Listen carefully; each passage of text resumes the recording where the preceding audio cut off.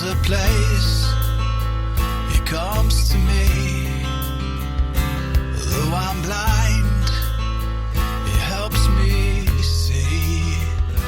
Though I see dimly in this place, one day I'll see Him face to face. This is Kurt Kaikkonen, pastor of Calvary Chapel, Waterford, at your neighborhood church. Today on Face to Face, we'll be in the book of Matthew. So grab your Bibles and let's get started. If you want to hear this complete message in its entirety, go to yourneighborhoodchurch.com, where you can download Your Neighborhood Church app at the App Store. And so we can see from this one little trip, from just leaving Galilee to the other side, we can see that Jesus, He was tired, that He is tired in His full humanity. And then we see Him ruling the raging of the seas, commanding the very elements. And He's doing that as the Creator, as God. And this storm, it wasn't due to the disciples' disobedience. They experienced this storm because of their obedience. Jesus here, He could have prevented the storm. He could have even kept them from ever going into the storm. But this was God's will for them, to lead them into this storm on purpose to teach them who Jesus is. And this is the same for us. Many of the storms that we face in our lives are not because of our disobedience. But many of the storms that we face, God has prepared for us. Because God, He's going to teach us who He is through the storm. Or else, how else would we ever learn that Jesus has power over the storms in our lives? That He has this power over the sea and over the waves? That He has the power to bring us peace even when we're perishing? And one day, we will all perish. And Jesus, He'll save us on that day, and He'll actually save us from our very own death. Because Jesus, He doesn't only have the power over the wind and the waves, but Jesus has power over the grave. And I've heard this said, and I believe it's probably true, that all of us are either in a storm, or we're just coming out of a storm, or just about to go into a storm, because that's how life is. But if you are a disciple and you're in the boat with Jesus, you're going to be fine. But how many of our storms that we go through do we accuse Jesus of not caring, that we're just like the disciples here? That we have little faith, not no faith, but just little faith. So when these guys finally get to the shore and now they're all thinking that the storm's all behind them, and now they just step off the boat, they get onto land, and the first thing you see is two naked, fierce, demonized men, and they're running at you coming out of the graveyard. And so now you think, well, so this is what it's like being a disciple of Jesus? You just get out of the perfect storm, and now you're in the middle of a horror movie. And the demons, they knew who Jesus was, and right away they come to Him and they call Him the Son of God. And you would think that these demonized men would have ran so fast away since they knew who Jesus was. And so that kind of makes you wonder if it was actually the souls inside of those men, because they saw this as their very last and only chance to get rid of the bondage from these demons. And you have to realize this is the whole reason that Jesus came over there to the other side, to deliver these two men from their bondage. And so these demons, they start pleading with Jesus because they know their immediate future, that they will be cast out of these men. But if you read here, you also see that they know their future a little further out, and that there will be a time when they're going to be tormented and sent into the lake of fire. And we know more about these events because these events were also written in the Gospels of Mark and Luke, about how the society at this time, how they treated these kind of men. Because after Satan had already stole their sanity and their self-control, and then after they've been robbed of their families and their friends, the only thing that that community could actually do for them was to restrain them physically and to literally put them into change. And it was not only for their own protection, but it was for the protection of all society. Because this society, they didn't have any ideas of how to reform them or how to change them. So all they could do is restrain them and try to control them. And it's really not much different today. In our Western culture, we just deny that demons exist, and we usually end up calling it mental illness. And so what we do is we drug them and we incapacitate their bodies with drugs. But in this case, these men were physically too strong to be restrained because there were too many demons. They couldn't be restrained. And so this isn't just a regular case of mental illness where the men just needed some kind of therapy or to work out a few mental problems that ordinary people can have in life. What this is that these two souls of these two men, they were being held in bondage inside of their own bodies by wicked alien spirits. And there was nothing that they could do about it. Those spirits had pushed down their souls so far where the demons had taken control, and they kept them as captives within their own bodies. So these demons, they didn't just have control of their minds, but they had control of their bodies. So in Mark's gospel, if we read that, we would learn that these people's lives, that these two men was reduced to running through the graveyard naked, living in the tombs and cutting themselves and screaming throughout the night. And so that's all these destructive, suicidal type behaviors.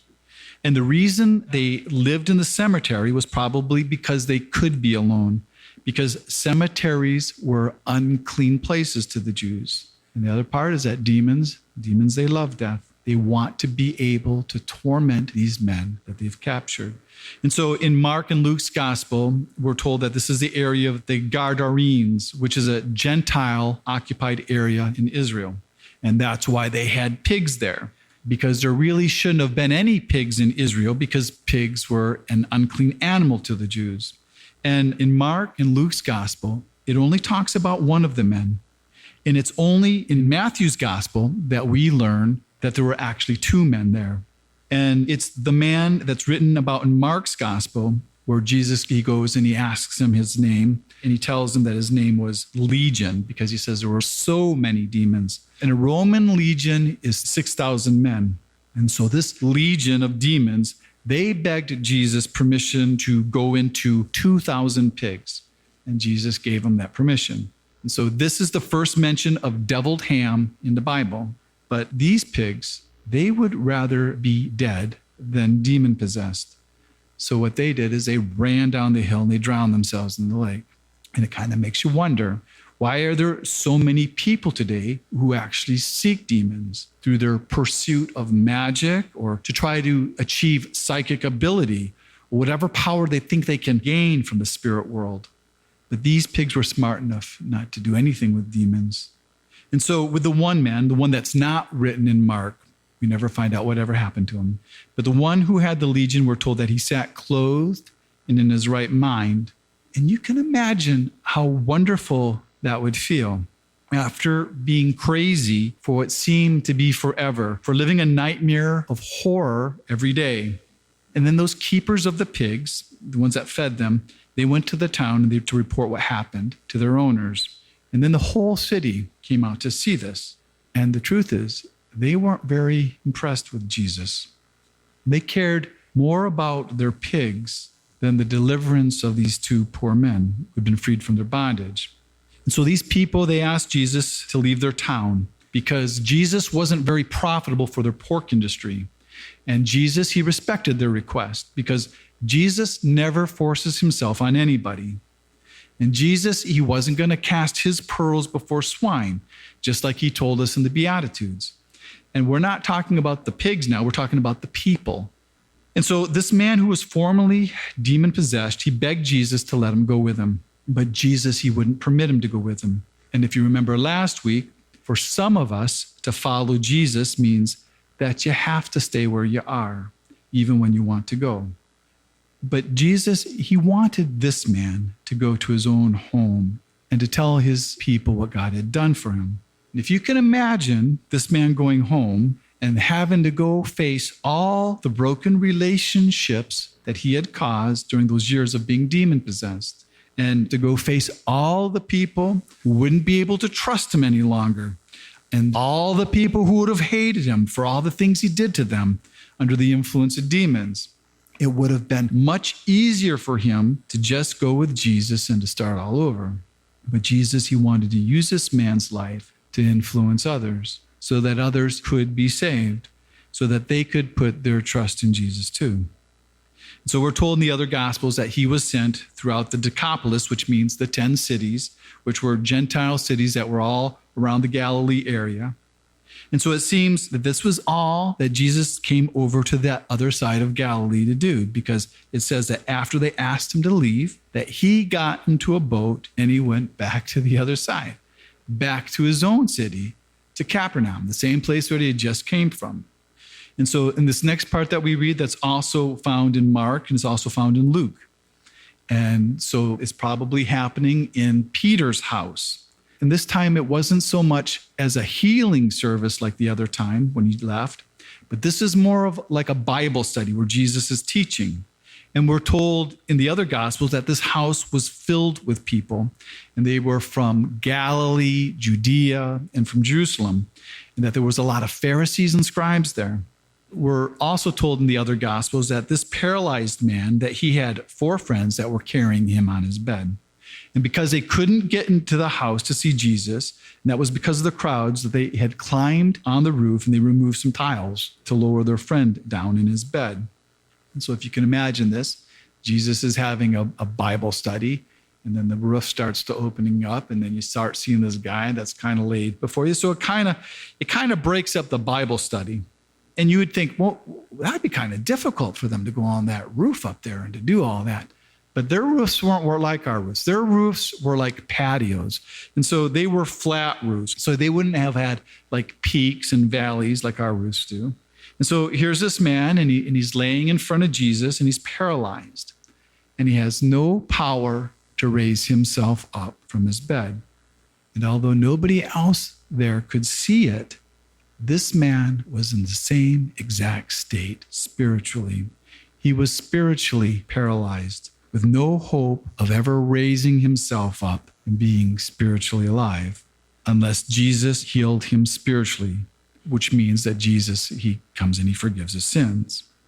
And everyone, they could see that this man was physically paralyzed, but only Jesus could see that he was just as paralyzed spiritually, and that the healing of his spirit and the forgiveness of his sins were so much more important than his physical healing. And Jesus, he didn't heal this man to gain popularity from the crowd. And he isn't doing this to gain a following. The reason Jesus is healing this man is because of this man's need. And he isn't doing it because this man has shown great faith, like last week with the centurion, or like with the leper, who both believed Jesus was God and that he had the power to heal them. Because in our text here, it never says that this man had any faith at all, but it says that Jesus, he saw the faith of his friends. And we know from Mark's gospel that he had these 4 friends that were carrying him. And for all we know, this man could have been being carried against his will. And the very first thing that Jesus says to this man is, "Be of good cheer." You've been listening to Face to Face. Face to Face on this radio station has been provided by Your Neighborhood Church. If you want to help support Face to Face and put this program on other stations just like yours, you can contact us at yourneighborhoodchurch.com or write Your Neighborhood Church, P.O. Box 500, Romeo, Michigan 48065. There's a place he comes to me.